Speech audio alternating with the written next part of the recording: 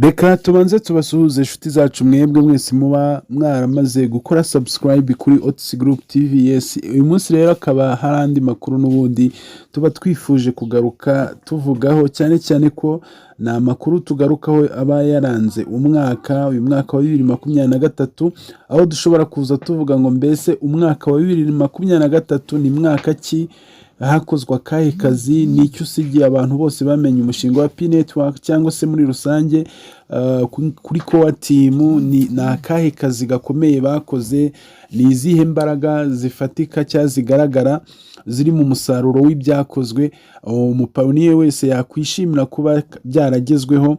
Yes, rero muri iki kiganiro nyine gisoza uyu mwaka itariki ya 31 z'ukwezi kwa 12 2023, tukaba ari byo byinshi tugiye kugaruka twibandaho, cyane cyane ko tuba tuvuga ngo wa mupayoniye wese ahari amenye ngo twavuye aha tugeze aha ngaha, yumve ngo umushinga wa P-Network hari byinshi wagezeho, hari byinshi gikomeje kubaka, na byinshi wenda kugeraho.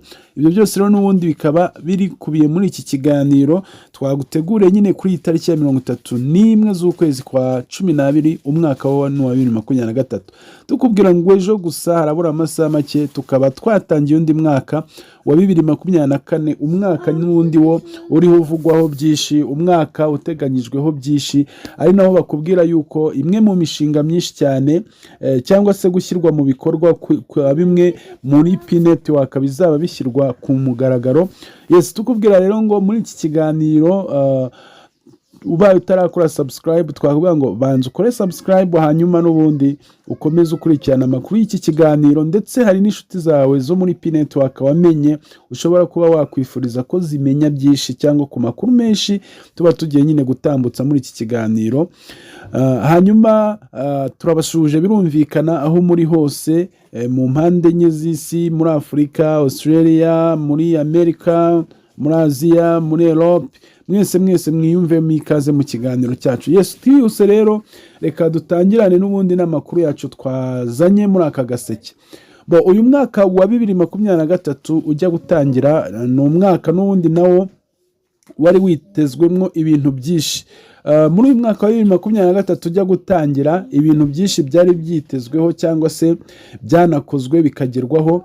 Wari umwaka ubona umeze nkaho ari umwaka wa education, wari umwaka wa education kubera ko niwo mwaka wagaragawemo ibikorwa byinshi bijyanye no kuba core team yaragiye ifata tere nyinshi ikajya kwigisha mu makaminuza, ikagenda gukorayo ubushakashatsi, kumenya abayang talent, abantu bato bafite nyine impano zitandukanye, abantu bato bafite ubumenyi butandukanye. Muzi ko niwo mwaka washishikarijwemo abantu gufungura amaprogramme cyangwa se uburyo bumwe bwa business buzubakirwa muri iyi system ya P-Network. Muzi ko niho hantu hatanzwe imbaraga, hatangwa privilege nini cyane yo kuvuga ngo abantu bifuza kuba bakubaka ibikorwa byabo cyangwa bakonectinga kuri system ya P-Network.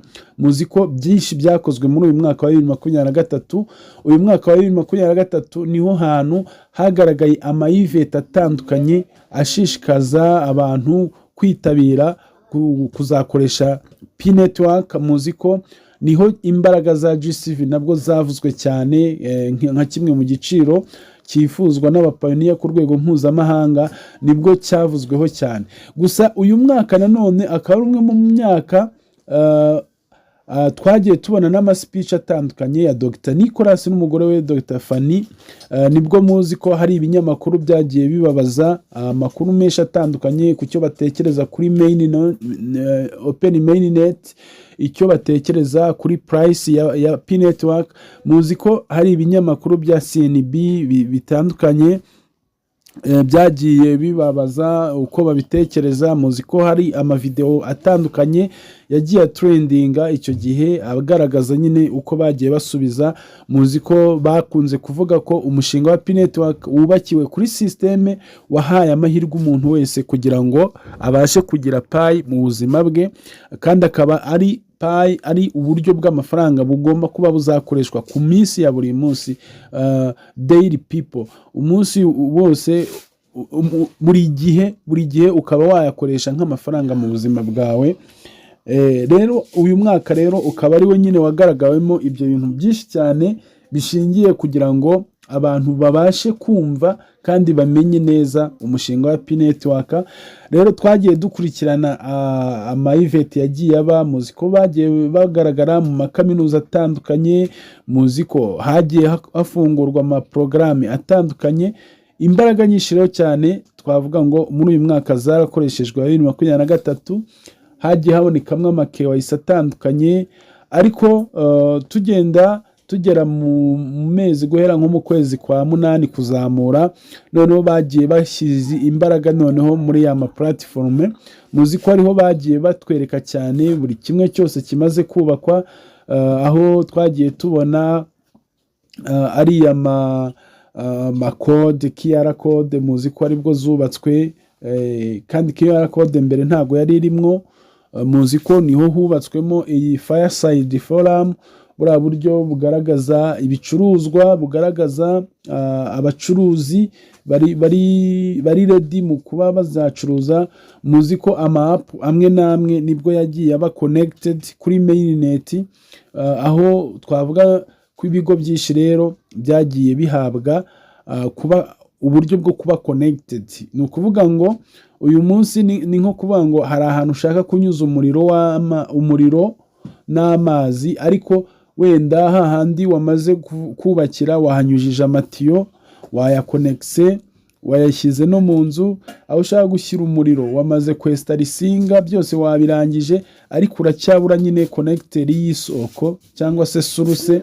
Ibyo rero bikaba ari byo twavuga ngo uyu munsi bimaze kubakwa kuri uyu mushinga wa P-Network. Ni ukuvuga ngo imiyoboro igomba kunyuramo ibyo byose tuvuze, twifashijeho urugero, bisa nkaho byamaze kubakwa already.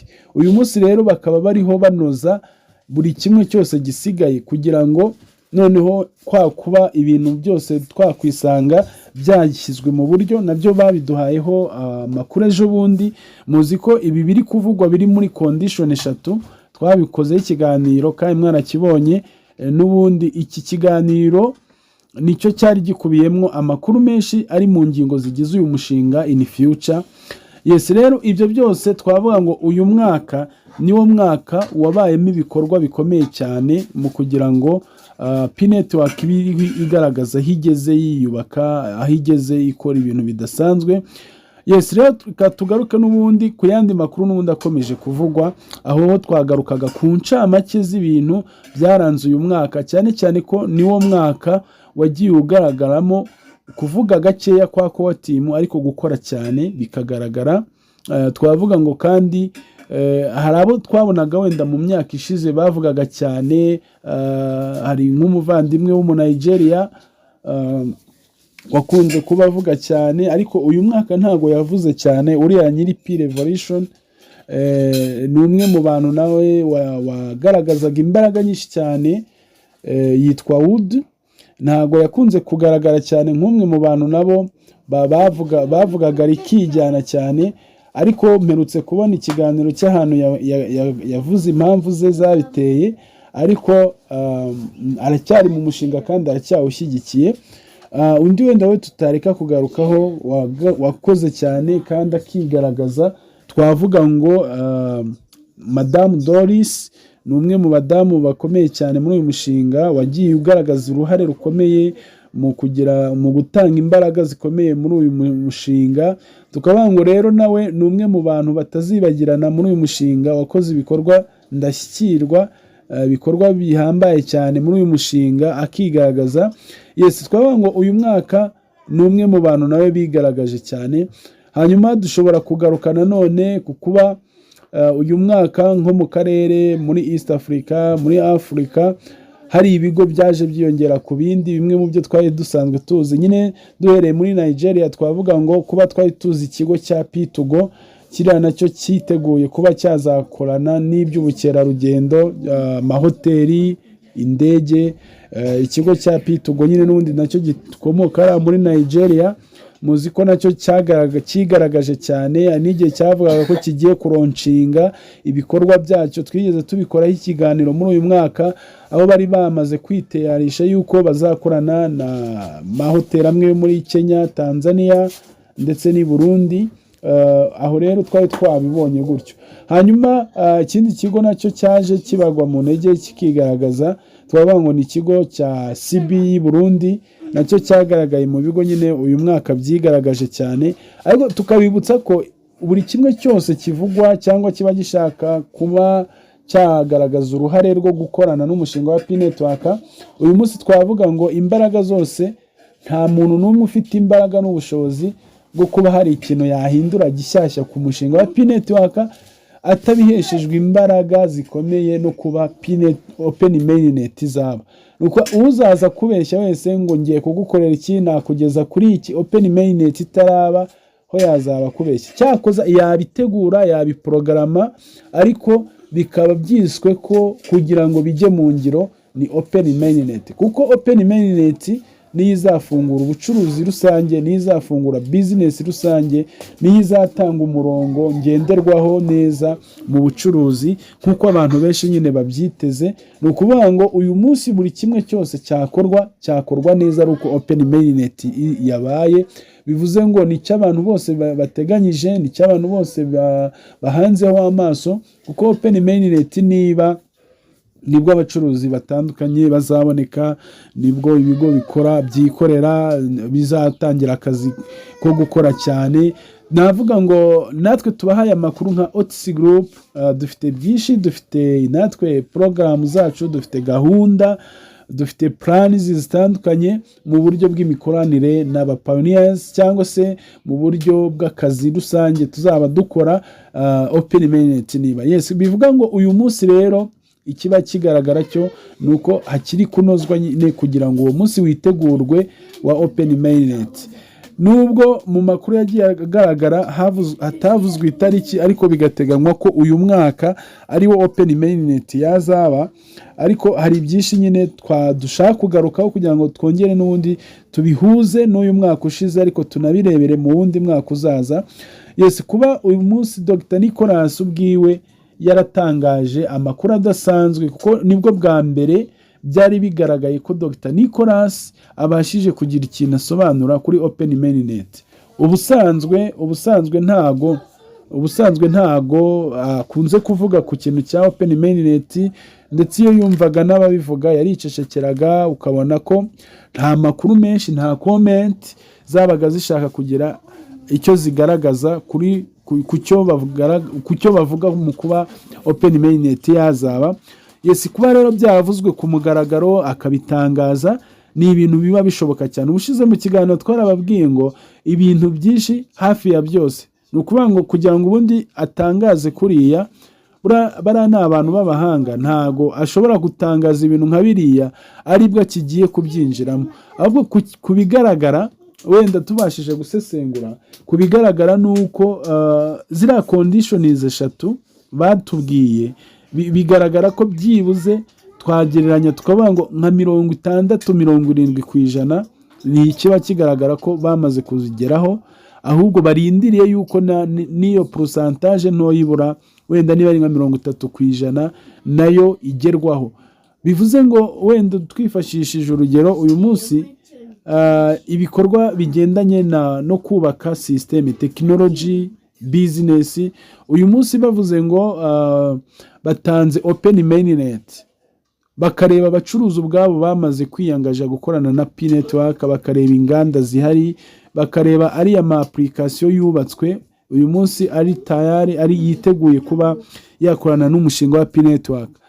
Ubwabyo biriya uyu munsi byazamura agaciro ka P-Network, bya soundinga neza mu matwi y'abapioneer ku rwego mpuzamahanga. Bivuze ngo rero kuba uyu munsi wenda batabirekura, nuko bashaka buri kimwe cyose byibuze bakigeze muri maximum yo kuba abayuza bose bakibona kandi kibageraho.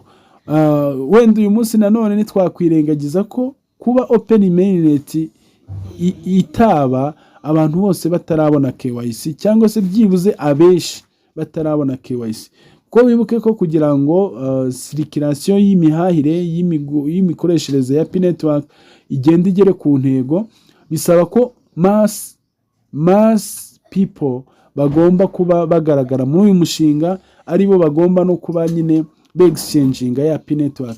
Aha rero bakanagaragaza ko byibuze hagomba gukomeza kubaho kwibutswa kuba abantu bose bagomba gukomeza gucekinga ko KYC zabonetse iwabo, cyane cyane ko biri mu ntego, biri muri gahunda y'umuvuduko bashaka kugaragaza, gusetinga muri rusange. Ni ukuvuga ngo buri kimwe cyose kiri kubakwa rero hano kiri kubakirwa kugira ngo kigenda gishyikirize open mainnet imbere heza. Ni ukuvuga ngo rero kubigaragara nuko buri kimwe cyose tubona ahangaha kiriteguwe neza. Iyo mwitegereje ni ukuvuga ngo umuvuduko wo gutanga ama KYC uyu mwaka ntago wari uhari munini, ariko nanone barashaka kuba ari wo mwaka ibigendanye no kongera umuvuduko wa KYC mu buryo bwo kuzibona wiyongera.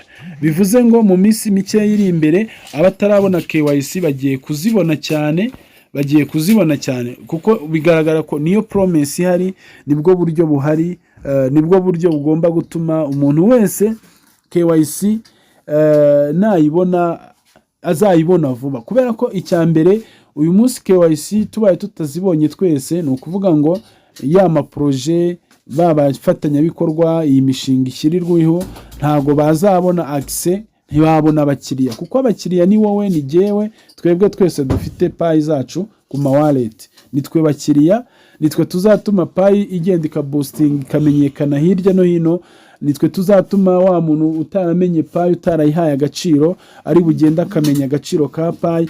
Bivuze ngo rero uruhare runini rurahari rungana na 50% rw'aba Pionniers, hari n'uruhare rungana na 50% rwa core team. Bivuze ngo izo mbaraga zose rero ziracyakenewe hagati y'ibyo byiciro byombi.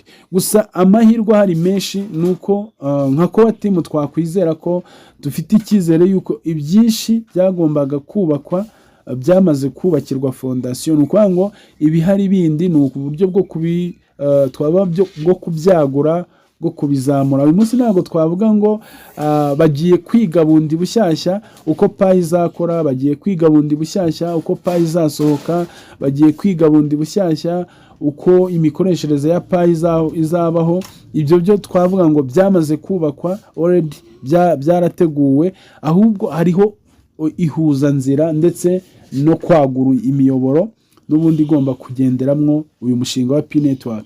Yes, tubango rero ku bintu byerekeranye na KYC ni uruhare rwa buri umwe wese. Muzi ko ari ibintu bitatu bisa nkaho bisabwa buri wese.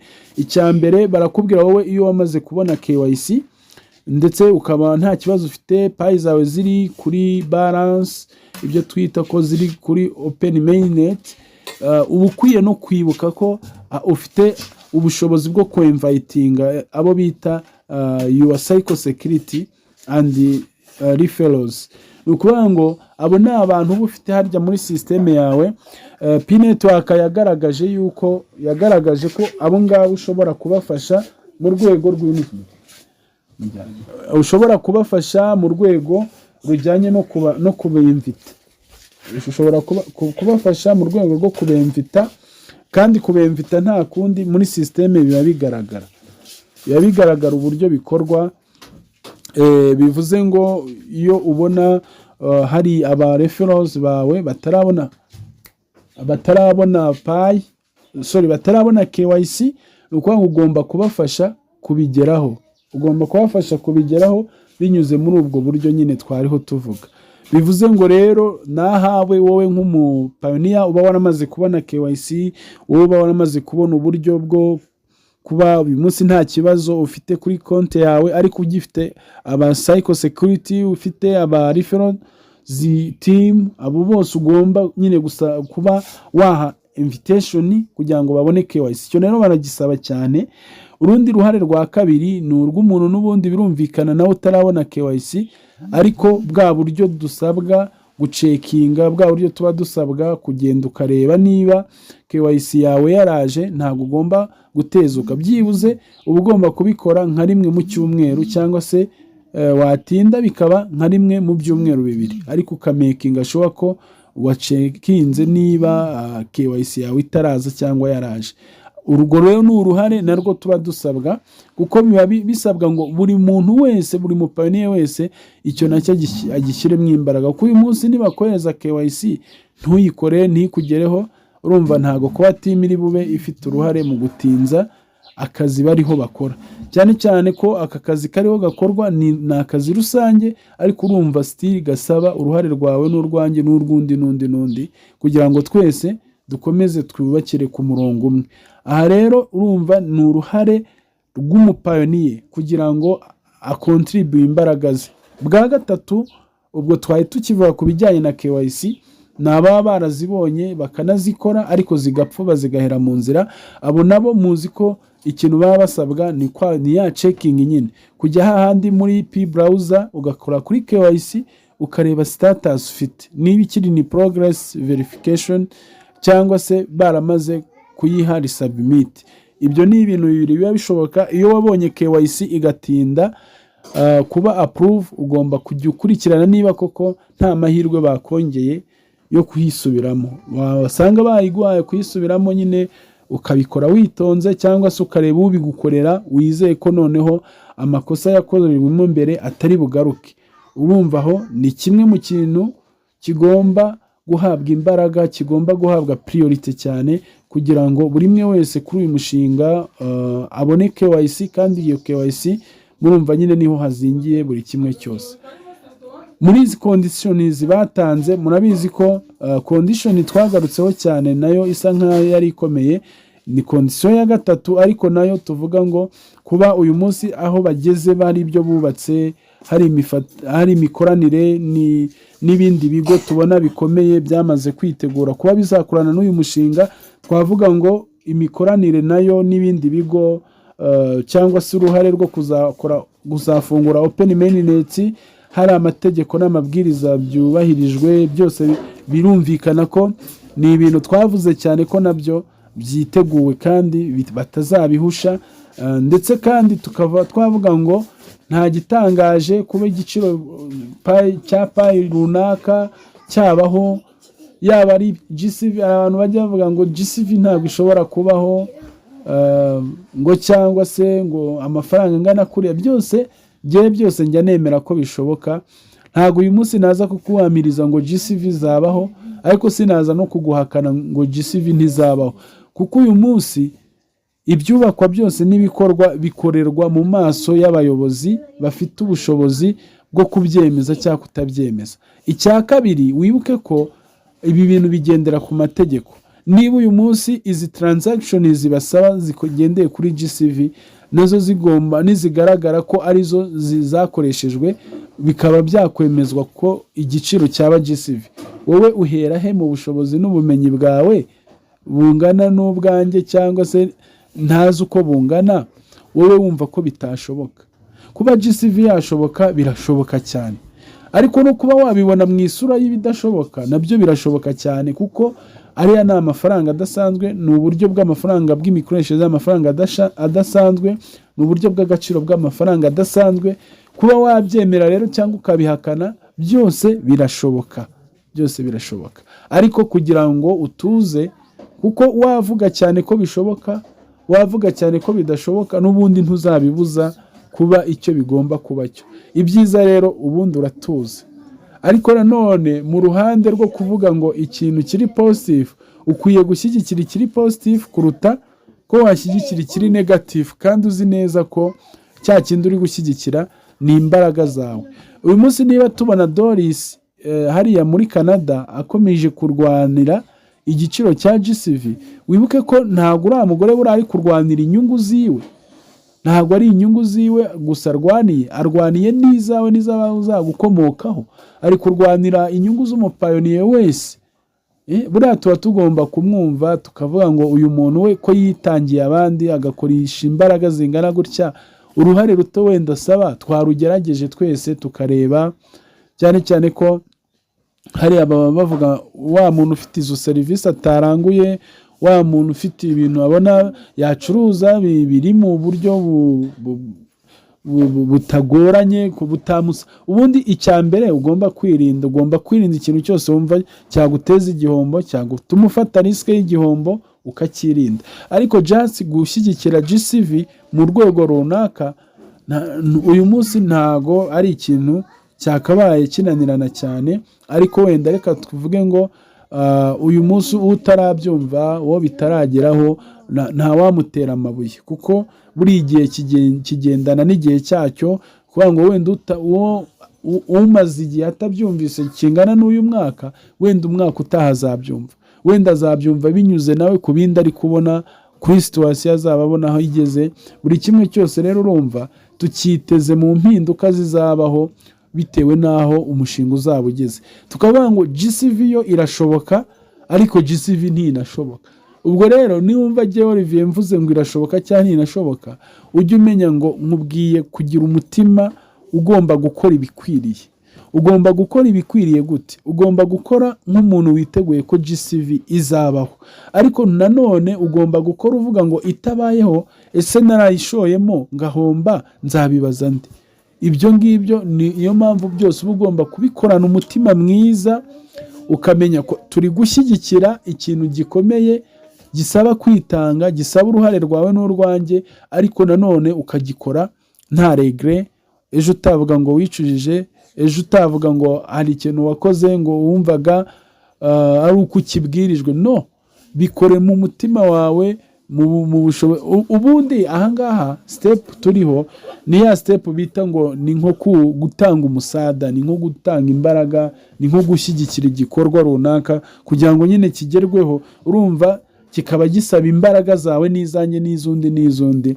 Nibyo biri gukorwa uyu munsi. Ari nayo mpamvu ubona abantu bamwe bakubwira ngo se ngo kutama ngo ibicuruzwa ngo kuri se ndaguye ibicuruzwa jyewe nabiranguye hehe? Ni ukuvuga ngo uyu munsi niba amasoko tuza akomeye cyangwa yaduha ibyo bicuruzwa, nayo aracyari muri kampenyi nk'iyo twese turi kuvuga. Ni ukuvuga ngo bya bicuruzwa ukeneye nta muntu uri bubiguhe. Uyu munsi wa none wenda urugero rwagaragaye, tuvuge Ubushinwa urabona uko bungana, ariko iyo wumva offline bata yabo yaracuruje miliyoni 100 mu gihe cy'umwaka. Ni ukuvuga ngo kwanza nta nubwo ari mu Bushinwa gusa, ndumva ni miliyoni 100 zacurujwe muri bya bihugu bya Vietnam, Ubushinwa. GCV zose zakozwe zanganaga na miliyoni 100 kuri uyu mwaka. Bivuze ngo mu by'ukuri igihe baba barekuye kuvuga ngo payi iriho irakoreshwa nk'amafaranga, open mainnet yabaye, ibigo bishaka gukorana na byirekuye byagiyemo na miliyari runaka zahita zicuruzwa muri payi. Ariko uyu munsi abo bose bari kuvuga bati reka amaso tuyahange ubuyobozi bukuru, dukomeze turebe aho bigeze. Gusa icyizere cyiza, icyizere kigaragara kirahari yuko ibintu byose bizarangira neza, dukurikije aho bageze bubaka, dukurikije imbaraga bamaze nabo gushyiramo. Kuko ibi byose bakora kugira ngo bakore accountability y'umushinga ni imbaraga baba batanze, kandi ni uburyo bumwe bwo kugaragaza ko nyine ibyo bakora bari seriye kandi bifuza ko bigenda bikagera ku ntego. Gusa ntitwareka kuvuga ko uyu munsi hari amasoko mutacyumva, nk'isoko rya P-Chain Mall twayobewe ahantu ryazimiriye ntirikivugwa. Hari isoko rya P8 ntago tukiryumva, hari isoko rya Afri Mall ntago tukiryumva. Hari amasoko menshi cyane tuzi yari yamaze kugaragara ko agiye gukora mu mushinga wa P-Network, ariko uyu munsi ntago kuba guceceka kwayo twabyita ko atari hakora, ahubwo twavuga ngo reka tubifurize itsinzi mu gihe bazaba bagarutse, bazaze bafite gahunda yo gukora neza, ndetse nk'uko Pionniers babyiteze, cyangwa se biteze ko hari gahunda nini yo kubona impinduka zinyuze mu masoko, zinyuze mu bikorwa byubatswe n'aya masoko. Twizera ko buri soko ryose rizaza rifite n'ubundi ya gahunda izagendera ku giciro abantu bazaba barumvikanye. Cyane ko amasoko impamvu byahise biba ibigoye, wabonaga amasoko amwe n'amwe ashaka gukoresha GCV, andi agashaka kugendera ku biciro bimwe na bimwe bitari GCV. Urumva noneho ibyo bigatuma rero abantu bamwe bibaza ngo se iri soko ko rishaka kuba nk'iri kwiba, irindi rigasa nkaho utamenya ibyo ririmo. Ni ukuvuga ngo nkeka ari byo byatumye ari amasoko amwe n'amwe aba agaragaye nk'aho ibikorwa byayo bayabisubitse, ariko birumvikana no mu rwego rwo kugira ngo bakomeze infrastructure zabo bazubake neza, tekinoloji yabo ayo masoko nyine abinoze neza. Tukavuga ngo rero aha tugeze twavuga ngo ni heza. Reka tuvuge ngo kuba Dr Nicolas yaratanze umucyo, wa mugani w'abarundi, bagatanga umucyo ugaragaza aho ibikorwa bigeze ndetse n'icyitezwe umwaka utaha. Tuvuga ngo izo ni imbaraga gusa zose zikomeje kuba zishyigikira uyu mushinga aho tugeze ahangaha. Murabizi ko igihe cyose uyu mushinga uzaba utangiye gukora, nk'uko twabivuze kenshi, amakaminuza zifungura yishyurwa muri payi. Hano twabaye urugero rw'amasitasiyo ya esanse, uzajya kuyibona ubona iri brandinze yiyanditseho ko ikorana na P-Network. Uzajya kubona ubone amahoteli menshi akomeye, uzajya kubona ibigo by'indege, amasosiyete y'indege ya transport. Ayo yose ni ibintu bizaba biri automatique. Tuvuga gusa ngo igihari cyo gusengera, igihari gusa cyo gushyiraho umutima, ni ukubona open mainnet iba kandi hagenwe agaciro gashimishije. Uyu munsi ntago payi ari ifaranga rishobora kuza rifite agaciro gaciriritse, byo ntibinashoboka. Ibyo byo ni ibintu bitanabaho, ariko reka twizere gusa ko igiciro cyose cyazabaho hakomeza gushyirirwa GCV yaziri munsi cyangwa iri hejuru, byose birashoboka. Ariko reka tuvuge ngo icyazi icyo ari cyo cyose gihesha agaciro umupayoniye wa mininze kizaba ari cyo gushyigikirwa, kandi ubwacyo kizikorera izina, kiziha ijambo ku rwego mpuzamahanga. Kandi abantu benshi n'ubundi tubona ko aribwo bazumva uyu mushinga, aribwo bazawumenya. Rero dukomeza kubifuriza amahirwe masa, twibutsa gusa abantu batamayininga ko mu by'ukuri atari byiza, atari igihe cyo kureka kumayininga. Mayiningi zanyu zose ziracyakenewe kugira ngo tuzikomeze. Tubabwira rero ngo amakuru menshi ya Otc-Group tuba tugikomeje kuyakurikirana. Iki cyari ikiganiro gisoza uyu mwaka wa 2023. Tuvuga ngo wowe mutubabarire, tuvuga gusa ngo wowe twatangiranye uyu mwaka ukurikirana ibiganiro bya Otc-Group, turagushimiye. Wewe wabanye natwe mu makuru menshi atandukanye, mu busesenguzi, yaba ari mu mbuga zacu z'ama WhatsApp, yaba ari ahangaha kuri YouTube channel yacu ya YouTube ya Otc-Group TV. Turagushimiye cyane, tugusabiye umugisha, wowe udahwema nyine kutwereka ko ukurikirana akazi dukora kose muri uyu mushinga. Rero tukubwira ngo ugire umwaka mwiza, impagarike n'ubugingo, Imana iguha umugisha mu byo ukora byose. Tukwifuriza ibyiza byose kandi no kuzahaha ukaronka muri uyu mushinga. Muzi ko abantu benshi nyine inzozi zabo ziri muri uyu mushinga, inzozi z'abantu batandukanye, mbese viziyo nyinshi uyu mushinga urazibitse. Reka tuvuge ngo twese tuzagira amahirwe masa, twese tuzisanga ibintu byarabaye waneza, wa mugani kumwe bavuga. Rero tukubwira ngo wowe aho uri waramaze gukora subscribe, turagushimiye. Kandi ibiganiro byacu wumva ari ibiganiro bigufasha, ibiganiro bigira icyo bikumarira, ni byiza ko hari n'abandi, hari n'izindi nshuti wabisangiza kugira ngo birusheho gutuma bamenya amakuru nyine abagendanye n'uyu mushinga aho ugeze. Tukubwira ngo bika imfunguzo zawe, buri gihe tubigarukaho. Bika kure. Niba waramaze kumenya ko wabonye KYC na payi zawe ukazibona, ziriya funguzo niyo mafaranga. Hari abantu bajya bumva bakuhamagaye akakubaza ngo mbese ngo niki kindi ngo sigaje ngo kugira ngo mbe nizeye ko nta kibazo nyifite muri uyu mushinga.